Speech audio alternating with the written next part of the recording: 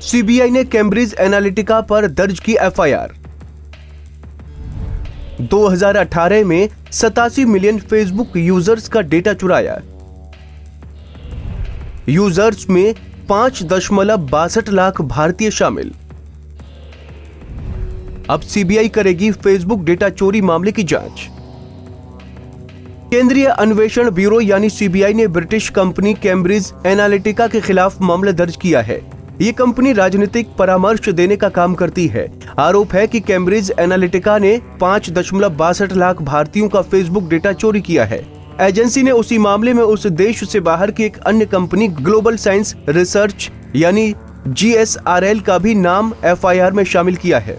CBI को भेजे अपने जवाब में फेसबुक ने बताया था कि GSRL ने भारत में अवैध रूप से लगभग 5.62 लाख यूजर्स के पर्सनल डेटा इकट्ठा किए और इसे कैम्ब्रिज एनालिटिका के साथ शेयर किया। आरोप है कि कंसल्टिंग फर्म ने उस वक्त इस डेटा का इस्तेमाल भारत में चुनावों को प्रभावित करने के लिए किया था। मालूम हो कि भारत में फेसबुक के 20 करोड़ से ज्यादा यूजर्स हैं।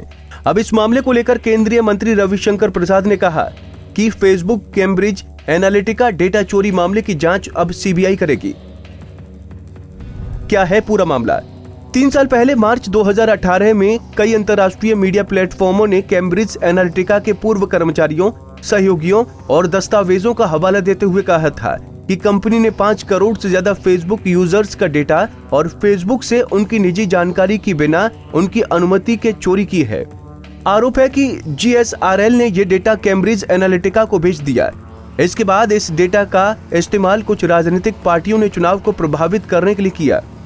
मार्क जुकरबर्ग के नेतृत्व वाले फेसबुक ने कहा था कि लगभग 8.7 करोड़ यानी 87 मिलियन लोगों का डेटा, जिसमें ज्यादातर अमेरिका से हैं, कैम्ब्रिज एनालिटिका को गलत तरीके से बेचा गया।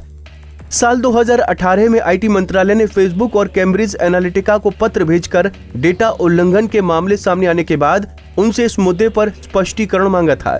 इसके बाद सीबीआई ने सितंबर 2018 में कैम्ब्रिज एनालिटिका और सोशल मीडिया दिग्गज के फेसबुक के खिलाफ आरोपों की शुरुआती जांच शुरू की।